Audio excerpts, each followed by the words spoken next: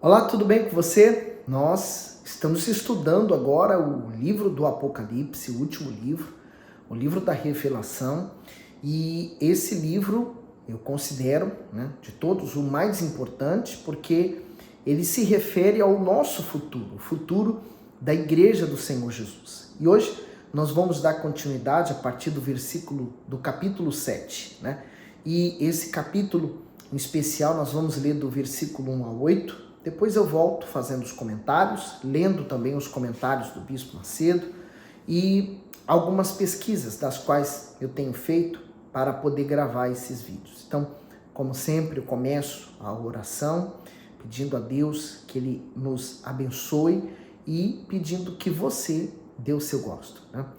Você dá o seu gosto, você nos ajuda e partilha o vídeo também com outras pessoas, tá bom? Senhor Deus, obrigado por essa chance de poder meditar aqui na Tua Palavra, ouvir a Tua voz e receber a Tua direção. E peço, Pai, em nome de Jesus, fale conosco e nos abençoe por meio das Tuas palavras. Amém. Portanto, Apocalipse 7, do versículo 1 ao 8, e depois dessas coisas, vi 4 anjos que estavam sobre os 4 cantos da terra, retendo os 4 ventos da terra, para que nenhum vento soprasse sobre a terra, nem sobre o mar, nem contra árvore alguma. E vi outro anjo subir do lado do sol nascente, e que tinha o selo do Deus vivo, e clamou com grande voz aos 4 anjos, a quem fora dado o poder de danificar a terra e o mar, dizendo: não danifiqueis a terra, nem o mar, nem as árvores, até que hajamos selado nas suas testas os servos do nosso Deus. E ouvi o número dos selados, e eram 144.000 selados de todas as tribos dos filhos de Israel. Da tribo de Judá havia 12.000 selados, da tribo de Ruben 12.000 selados, da tribo de Gade 12.000 selados, da tribo de Asser 12.000 selados, da tribo de Naftali 12.000 selados, da tribo de Manassés 12.000 selados, da tribo de Simeão 12.000 selados, da tribo de Levi 12.000 selados, da tribo de Issacar 12.000 selados, da tribo de Zebulon 12.000 selados, da tribo de José 12.000 selados, da tribo de Benjamim 12.000 selados. E naturalmente todo esse trecho do capítulo 7, desde o 1 até o 8, seja essas pessoas que foram seladas em Jerusalém, em Israel, então todo esse texto, eles estão ligados intimamente, porque haviam esses 4 anjos que estavam segurando os 4 ventos, mas que receberam uma ordem de não fazer nenhum dano até que esses aqui fossem selados. Então, nós vamos ver que selo é esse, que anjos são esses, porque essa ordem, até uma questão aqui profética sobre os nomes, e você vai entender muito bem sobre eles. E vamos lá, no primeiro. E depois dessas coisas, vi 4 anjos que estavam sobre os 4 cantos da terra, retendo os 4 ventos da terra, para que nenhum vento soprasse sobre a terra, nem sobre o mar, nem contra árvore alguma. E o comentário, depois dessas coisas, na abertura dos 6 primeiros selos, viu-se grande destruição e muitos flagelos sobre a terra. Mas, a partir do 7º selo, as trombetas do juízo serão tocadas para anunciar castigos muito mais severos dos que os que já haviam ocorrido até então. Muitos estudiosos do Apocalipse têm considerado esse capítulo como uma pausa entre o 6º e 7º selo. Nesse intervalo, Deus mostrará o seu cuidado para com aqueles que, em meio às aflições da grande tribulação, se arrependerão dos seus pecados e o buscarão. E é nesse momento que realmente nós vemos uma pausa, no 7º selo. Por quê? Agora os olhos do apóstolo João se voltam para esses 4 anjos, se voltam para a terra, se voltam para esses selados, que vão ter que receber o selo de Deus. A graça de Deus transcende e manifesta-se a uma categoria especial de pessoas. Isso acontece, aliás, bem no meio do período de juízo dos 7 selos e das 7 trombetas que vem em seguida. Então, o tempo de destruição na terra ainda não acabou. Lembra que no 6º nós vimos que ricos, poderosos, reis, escravos, livres, enfim, eles foram para debaixo das montanhas e pedindo que as montanhas os guardassem para contra a ira do Deus Todo-Poderoso, né?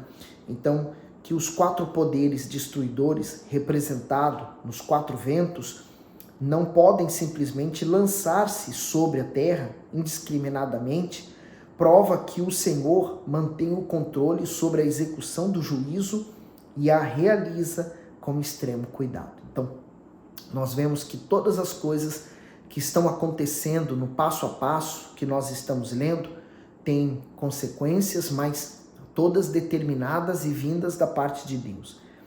Quem é esse outro anjo que aparece? Até onde nós somos capazes de compreendê-lo, trata-se do Filho de Deus, pois aqui está escrito algo único que nunca é dito de alguém, de algum outro anjo. Então vi outro anjo subindo do Oriente. E lê-se algo semelhante no sentido negativo, somente da besta e do falso profeta. Está em Apocalipse 11:7, que vamos ler, e 13:11. Sendo que eles naturalmente sobem do abismo e não conseguem passar além da terra. E Malaquias 4:12, ele diz assim, vamos ler. Mas para vocês que reverenciam o meu nome, o sol da justiça se levantará. Por isso que nós vemos aqui agora, né, no versículo 2, exatamente a personificação desse outro anjo. E vi outro anjo subir do lado do sol nascente e que tinha o selo do Deus vivo. E clamou com grande voz aos 4 anjos a quem fora dado o poder de danificar a terra e o mar. Então, primeira evidência aqui, né? Ele tinha o selo, ele não foi dado o selo, ele já possuía. E segunda coisa, ele clama, então ele é maior do que esses outros anjos. No 3 diz, dizendo, não danifiqueis a terra, nem o mar, nem as árvores, até que hajamos selado nas suas testas os servos do nosso Deus. O comentário daqui, do 2 e 3 diz, o selo do Deus vivo, para os que vão se converter durante a grande tribulação, é muito diferente do selo do Espírito Santo. Enquanto o selo que essas pessoas receberão será uma marca na testa, para que não sejam atingidas pelo mal, o selo que os seguidores do Senhor Jesus possuem é o batismo com o Espírito Santo, o qual é o penhor, ou seja, a garantia da sua salvação. E o interessante aqui é justamente o selo, né? Hoje, quando nós nos entregamos para o Senhor Jesus, né, de corpo, alma e espírito, ele nos sela interiormente. Então nós temos uma marca que não é visível. No caso deles, eles vão receber um selo visível, mas também terão um selo dentro deles. Então, portanto, durante a grande tribulação, durante o dia do Senhor, um grupo de 144.000 de Israel é selado. E realiza-se aqui um procedimento que acontece também hoje, antes da grande tribulação, mas de uma outra maneira, pois cada pessoa que pela fé em Jesus Cristo é acrescentada à igreja de Jesus, é selada com o Espírito Santo. E por isso a necessidade, primeiro, da pessoa nascer de Deus, né? Nascer e ser gerada pela palavra, pelo Espírito Santo. E aí ela recebe esse selo nela para ela permanecer firme até o fim. O que é o Espírito Santo com o qual Deus nos selou? Ele é a garantia, né? Nós lemos lá em Efésios 1:14. Ele é a garantia da nossa herança até a redenção daqueles que pertencem a Deus para o louvor da sua glória. Então, esse selo é tão importante na nossa vida. Portanto, Deus deu o seu próprio Espírito Santo como garantia para que pudéssemos estar seguros que seremos guardados até o dia da redenção, até que Jesus volte. Então, por isso que a pessoa que quer, né, essa caminhada, essa corrida da fé, ela tem que ter o Espírito Santo. Ela não pode desprezar esse bem maior. No entanto, uma coisa chama a atenção. Nesses 144 mil, falta a tribo de Dan, que era o quinto filho de Jacó, o primeiro com Bila, a serva de Raquel. E falta também Efraim, 2 tribos. E aí que nós vamos entender o porquê, né? Por que está em falta essas 2 tribos? E só lembrando aqui, então, voltando no versículo 4, e eu vi o número dos selados, que eram 144 mil selados, de todas as tribos dos filhos de Israel. Então, na lista diz, da tribo de Judá havia 12 mil selados, da tribo de Ruben 12 mil selados, da tribo de Gade 12 mil selados, da tribo de Asser 12 mil selados, da tribo de Naftali 12 mil selados, da tribo de Manassés 12 mil selados, da tribo de Simeão 12 mil selados, da tribo de Levi 12 mil selados, da tribo de Issacar 12 mil selados, da tribo de Zebulon 12 mil selados, da tribo de José 12 mil selados, da tribo de Benjamim 12 mil selados. O comentário, né, que vai do 4 ao 8, 144 mil selados. Acredita-se que esse grupo especial de judeus seja apenas um remanescente de todo o povo de Israel. Tal grupo deverá ser salvo e selado, simultaneamente no período da grande tribulação. Será feita uma marca especial na testa de cada um, para que sejam guardados e protegidos do juízo divino. O restante de Israel, que guarda a vinda do Messias, terá a chance de se converter na volta do Senhor Jesus Cristo. Bom, nós estamos vendo então que falta a tribo de Dan, né? Era filho, então o primeiro filho de Jacó com Bila. E conforme Números 10, 25, ela tinha uma posição destacada na ordem do acampamento. Ela levava um dos 4 estandartes principais e protegia toda a retaguarda do exército com seu poder. E é importante encontrar a razão da falta de Dan, pois quem sabe quão logo haverá muitos cristãos que faltarão na multidão dos arrebatados. Por quê? Cristãos e entre aspas, né? Porque eles são cristãos nominais, quer dizer, eles têm nome, como aquela igreja que nós lemos, né? Ela tem aparência de ser cristã, mas não é. Ela dentro da igreja, ela é cristã, mas fora da igreja, ela segue longe de Cristo. Então, essas pessoas, elas têm uma falsa aparência e muitos vão ficar. No entanto, da mesma maneira sabemos que há muitos que exteriormente parecem fazer parte, mas interiormente não, apesar de serem classificados como crentes. Estranhamente, falta mais uma das 12 tribos, ou seja, a tribo de Efraim.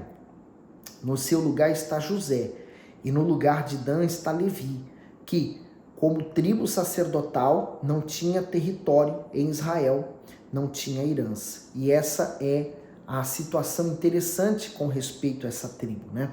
Ela não tinha herança, Levi, mas aqui ele está chamando a ela. E José, que Deus não deu herança para a terra para eles, mas deu para os seus 2 filhos, Benjamim e Efraim, mas ele aparece em substituição. Uma curiosidade, Dan, ele quer dizer juiz ou executor do juízo. Os 144 mil nunca serão isso. Efraim significa aumento frutífero, mas os 144 mil são um número bem determinado, mesmo que como acontece frequentemente na Bíblia. Primeiro, sua entrega ao Senhor nunca foi completa. Por quê? Quando no tempo da juíza Débora, Israel teve que guerrear contra os cananeus, obtendo uma vitória maravilhosa sobre o chefe cananeu, Sísera, e seu exército, que foi morto pela amiga de Israel. Seu exército, que foi morto pela amiga de Israel, Jael, de Uz. Débora entoa em seu cântico, em seguida um cântico de triunfo, e de repente ela interrompe o seu cântico e faz a pergunta. Está em Juízes 5,17. E Dan, por que se deteve junto aos navios? Então, onde Dan falhou aqui? Dan não foi para a guerra. ele ficou nos seus navios. Então, nós vemos que eles abandonaram a guerra. É abalador ver quantos crentes se detêm e fogem da luta, da fé que nos é ordenada, a qual podemos realizar vitoriosamente. Em Hebreus 10, 38, a parte B, diz assim: e se retroceder, não me agradarei dele. Olha que forte. Quer dizer, sair da arena de combate significa o início da apostasia. A Escritura nos ordena 3 vezes no Novo Testamento a combatermos o bom combate da fé. Quando? 1 Timóteo 6,12. Combata o bom combate da fé. Depois, em 2 Timóteo 2,5. Igualmente, o atleta não é coroado se não lutar, segundo as normas. Depois, em Hebreus 12,1. Corramos com perseverança a corrida, quer dizer, o combate, que nos é proposto. Depois, 2 Timóteo 4,7, onde Paulo testemunha: combati o bom combate. Então, eles fugiram do combate. Então, é o primeiro sinal da apostasia para aquela pessoa que se diz cristã e ela vê as pessoas se perdendo, mas também não fazem nada. A vitória de Jesus Cristo abrange o mundo inteiro, pois Deus estava em Cristo reconciliando o mundo consigo mesmo. Você quer ficar de que lado? Você quer ficar do lado de Cristo ou do lado do anticristo, né? Quando nós estamos do lado de Cristo, dificilmente vamos deixar milhões de almas nas garras de Satanás. Foi o primeiro passo que nós damos, né? Para a fé, para o primeiro amor. A apostasia, ela simplesmente abandona isso. E aqui temos que lembrar também da profecia de Moisés, quando ele se despediu. Dan é um filhote de leão que vem saltando desde Bazã. Está em Deuteronômio 33, 22. Será Dan um leãozinho? Isso não pode ser, pois Judá é chamado de leão novo. Está em Gênesis 49, 9. E assim também nosso Senhor, que é descendente de Judá, está escrito assim: eis que o leão da tribo de Judá, a raiz de Davi. Então, por que Dan também é chamado dessa forma, né? De filhote de leão? Somente um pode ser o verdadeiro vencedor. E o verdadeiro leão, o verdadeiro Cristo, é esse e é Jesus, Cristo, e não Dan. Dessa maneira, deve-se supor que o anticristo vem da tribo de Dan. E não está escrito que ele mantinha o selo do Deus vivo, né, como nós vimos, mas em sua mão, mas tendo o selo do Deus vivo. Não é aqui o próprio Deus triuno que age através de Jesus Cristo, o selo, o Espírito Santo do Deus vivo, Deus Pai, e o anjo que clama em alta voz, o Filho que também diz sobre os servos de Deus, até que selemos as testas dos servos do nosso Deus. Então, aqueles que pertencem à igreja do Senhor Jesus também receberão esse selo. Quem pertence à igreja de Jesus está selado com o Espírito Santo interiormente, em seu coração, mesmo que os 144.000 são selados interiormente, o selo também é visível exteriormente. Para quem? Para que Satanás visse esse selo neles e não pudesse tocar neles. Deve se tornar visível que o Espírito Santo habita em nossos corações. O Espírito quer glorificar Jesus Cristo visivelmente em nossas faces. Aqueles servos são selados visivelmente para que o anticristo não ouse tocá-los. Você é alguém selado pelo Senhor? Tem o espírito da filiação? Se não, você não tem o selo do Espírito Santo e pertence à categoria de pessoas em Ezequiel 9, que sofrerão juízo.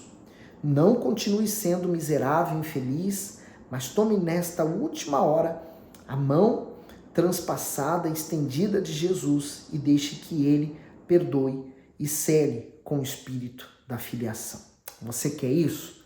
Basta você querer e abraçar essa fé. Agora, uma curiosidade, apenas para acrescentarmos e finalizarmos o vídeo, olhemos novamente a sequência e o significado dos nomes das tribos de Israel que foram selados. Então, primeiro, Judá, louvor, significado. Ele não é o primogênito, mas vem em primeiro. Jacó já havia dito: Judá, seus irmãos, o louvarão. E de Judá vem o nosso Senhor, a salvação vem dos judeus. Está em João 4:22. Então, Jesus Cristo é o louvor de Deus, ele tem uma única paixão, ou seja, a honra de seu pai. Rubem significa eis um filho. Filho é o primogênito. Olhemos para Jesus, que também é um primogênito. Gad, multidões o acometerão. Vemos o Senhor Jesus andando sobre a terra, envolto por uma grande multidão. São evidências, né? Aser, feliz. Então, ouvimos o Senhor Jesus dizendo as bem-aventuranças. E feliz também porque o Espírito Santo nos traz essa felicidade, né? Naftali, lutando. Na cruz do Gólgota, Jesus lutou por causa dos nossos pecados. O que ele quis alcançar com isso? A resposta é dada pelo nome seguinte: Manassés. Recuperação do equilíbrio em circunstâncias difíceis e apesar de uma vida costumeira e agradável. Então, ele deixou a glória com o Pai para restabelecer para nós o equilíbrio interior e a paz com Deus. Maravilha, né? Simeão, dádiva de ser ouvido. Deus ouviu Jesus quando clamou a ele. Durante os seus dias de vida na terra, Jesus ofereceu orações, súplicas em alta voz e em lágrimas. Aquele que o podia salvar da morte, sendo ouvido por causa da sua reverente submissão. Levi, unido, quero dizer. Jesus Cristo, o grande sumo sacerdote, o grande levita da tribo de Judá, novamente uniu Deus e o homem. Maravilha. Issacar, Deus me deu o meu salário. E isso nós vemos lá em Isaías 53, no finalzinho do livro, isso aqui. Zebulon, habitação.